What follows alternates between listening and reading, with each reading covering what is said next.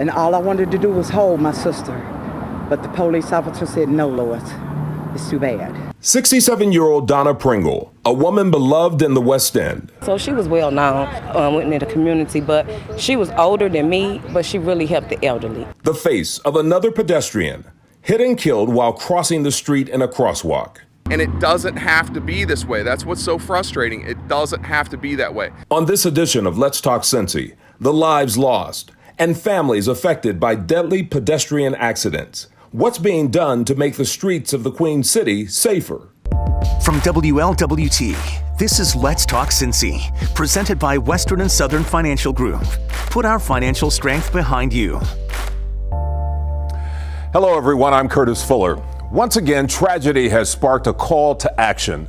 A senseless death is now forcing us to talk again about something we've been talking about for many years: pedestrian safety. Nationally, the number of pedestrians killed is the highest it's been in more than 30 years, according to the Governor's Highway Safety Association. And in the past 10 years, fatalities have increased more than 50%. If the numbers don't get your attention, maybe the story of Donna Pringle will. You took my sister's life away from her and us.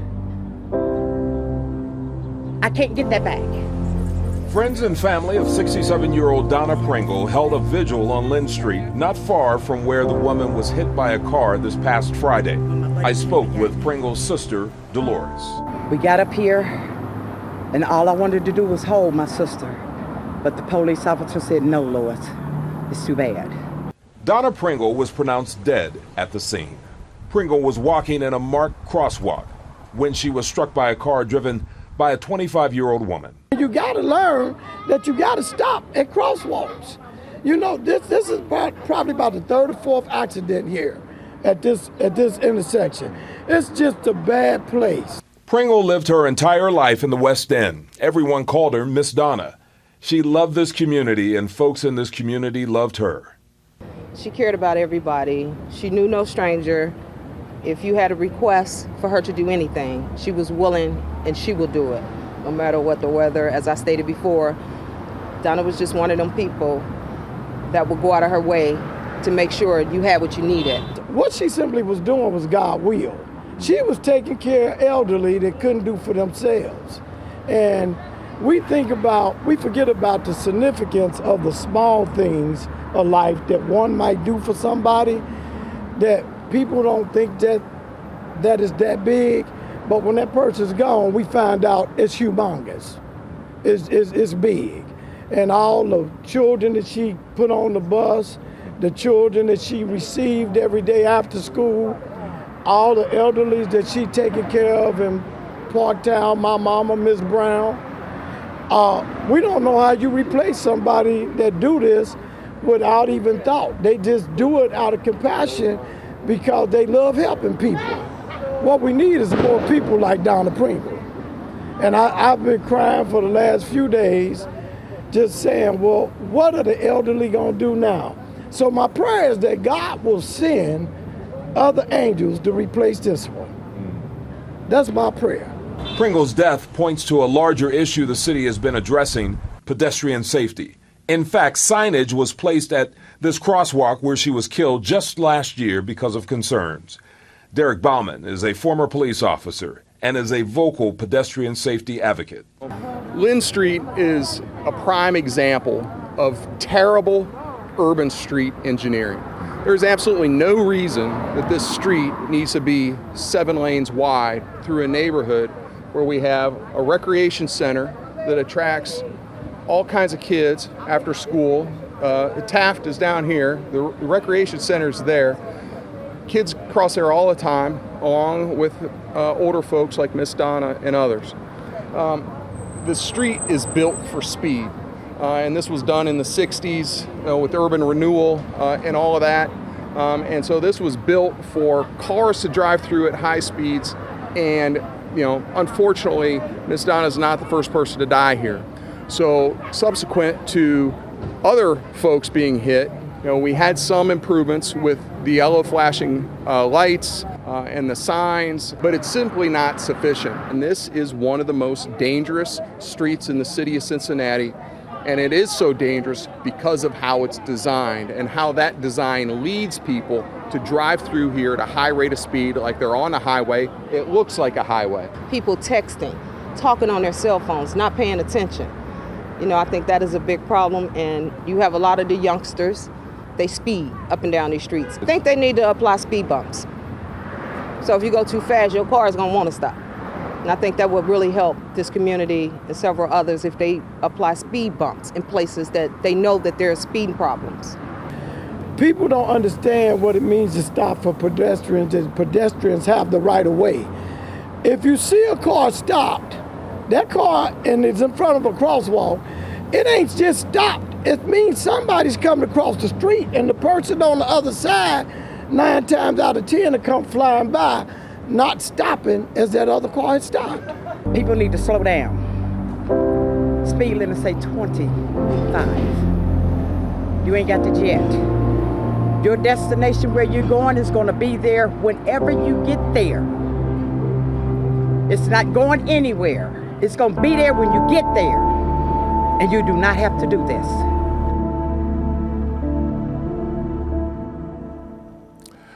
Well, many communities have been working to aggressively reduce pedestrian deaths. This is an issue that can be solved. One way is making sure our streets are not dangerous by design. Up next on Let's Talk Cincy, the plan on the books in the Queen City to make streets safe for everyone.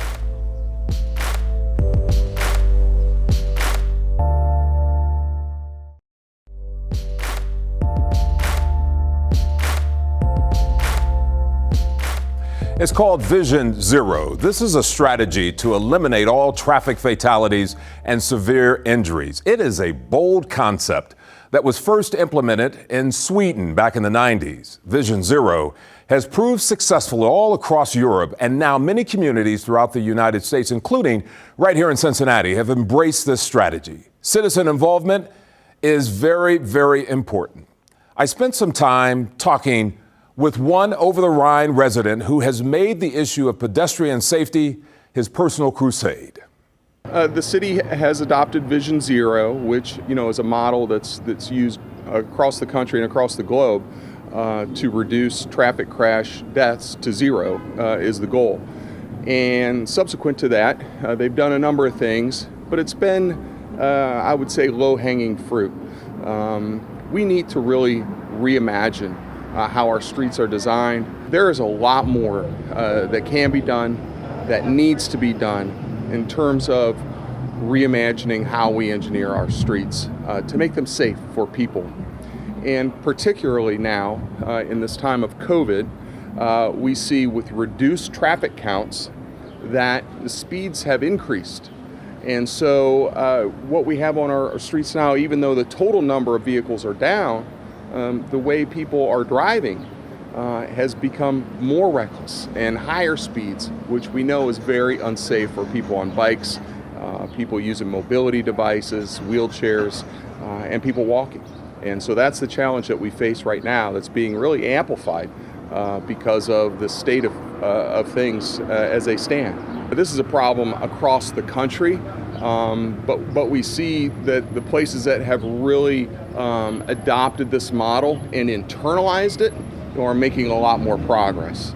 And so in the big scheme of things, it's a challenge nationally across the U.S. because we've designed our streets for the last 70 or 80 years for high speeds of automobiles. And those chickens are coming home to roost right now. Last year, we were going pretty strong on this issue, and then it, in some ways, just stopped. Right, and the problem hasn't stopped. The problem's actually gotten worse. We really saw the focus kind of centered when we had, in the fall of 2018, we had 13 CPS kids hit coming or going to school. Now, in this past school year, the kids were out of school for the last 3 or 4 months from COVID purposes. And so, it's that news cycle kind of thing.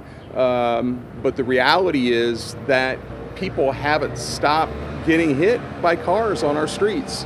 And so we've adopted this model, but just having it as a slogan isn't good enough. We need real action, and not a scenario like we've had with Liberty Street, where it takes 7 years to reduce that footprint of that street by 1 lane. It can't be that way on Lynn Street. We need to make real progress, and not just downtown, not just in over the Rhine and the West End, but across the city of Cincinnati, and rethink and then take bold action on how our streets are designed and make them safe for everyone, not just cars going at 100 miles an hour through our neighborhoods. So it was about 12 months ago, a little less than 12 months ago, you and I went around the city at various spots. Has it changed at all? I mean, because we got a great perspective when we went to various locations. Would I see the same thing now? Yeah, I mean, not a lot has changed. We checked out a few hotspots that have received a number of complaints. Take Reading Road in Avondale, for example. And so this is another area where we've had multiple pedestrians hit by cars, where the street design is just such that we have cars like this racing through it at high speeds. Judy Harris rides the bus along Reading Road.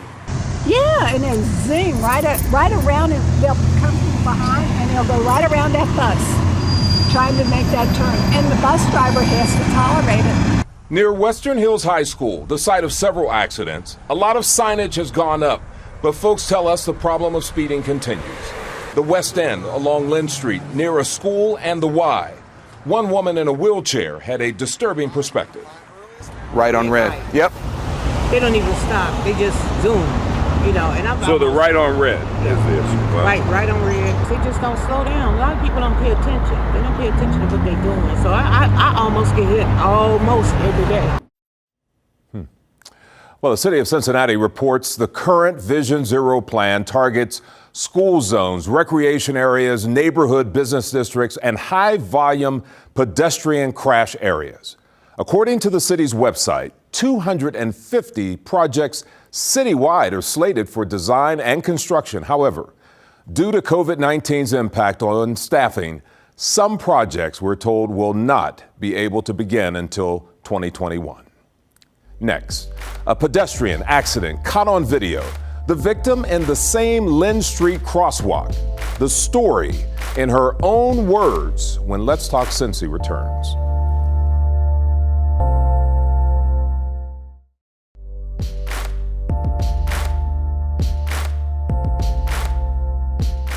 Welcome back, everyone. At the very crosswalk where Donna Pringle lost her life, another person faced a similar encounter, but fortunately, she lived to tell her story. Well, I was going across the street, going to my mama's job, because she worked at the Lincoln Center, so I was just going in there to hang with the kids. And I'm walking across the street, and it was a red light over there, so I'm crossing right there, and all the cars stopped so I can go across the street. And this woman, she was just speeding, she wasn't looking at me. She was on her phone, literally. She was not paying attention at all, I went right there.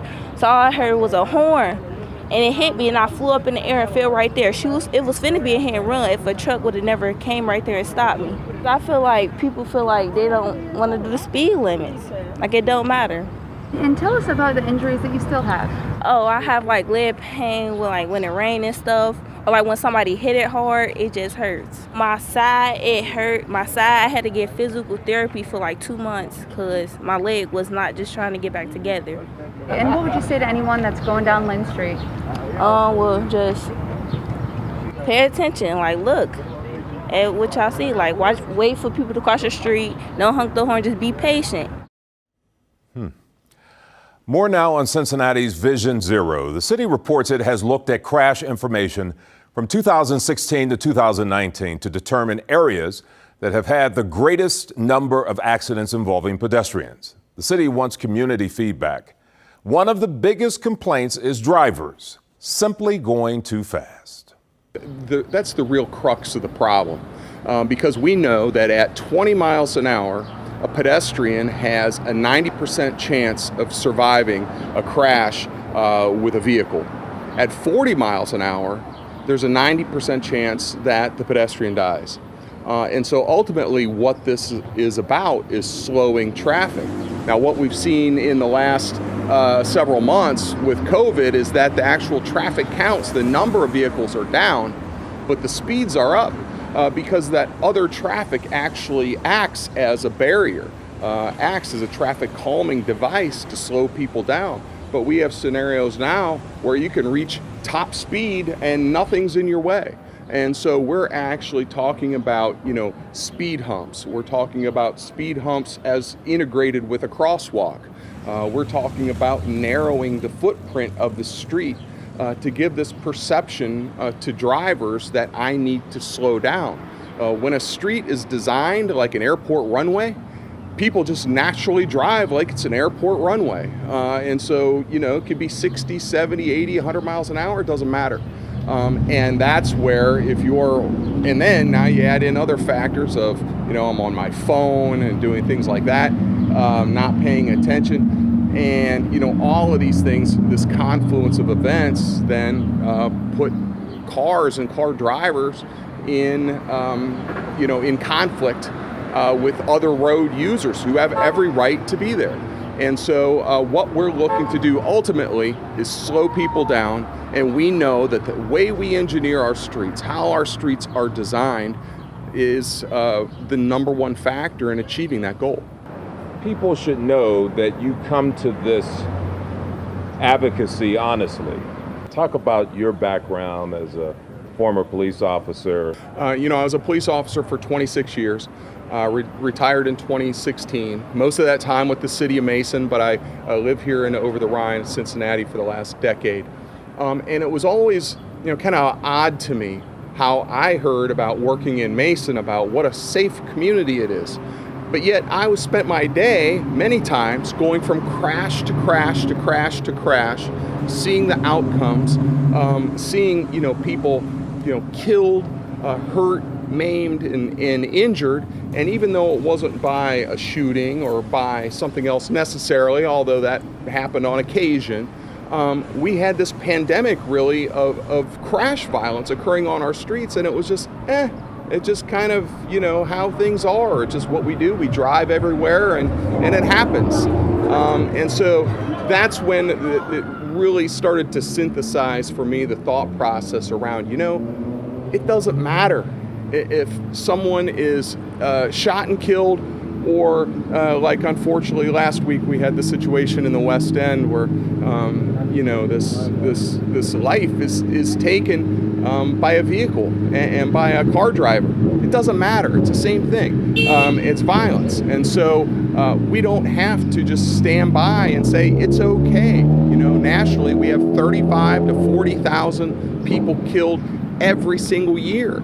And hundreds of thousands of injuries and serious injuries, and at great economic cost as well. There's so many terrible outcomes to this, and it's because of how our culture has kind of evolved, but that's really only been over the last 60 years. And so what I'm saying is we know how our cities were designed. It doesn't have to be this way. We got away from it, and we need to go back to it.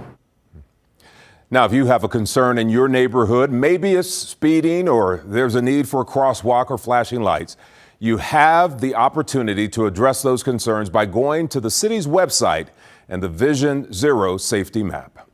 Well, coming up, let's talk about what's next for the Black Lives Matter mural and why some believe it should become the next safe space for pedestrians. The Black Lives Matter mural down in front of City Hall, a powerful message of unity and hope. It's now sending another message one pedestrian safety advocates say could save lives.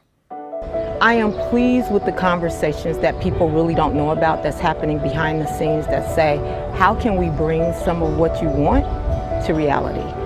A concrete canvas, one block in front of City Hall. 16 lead artists produced this mural.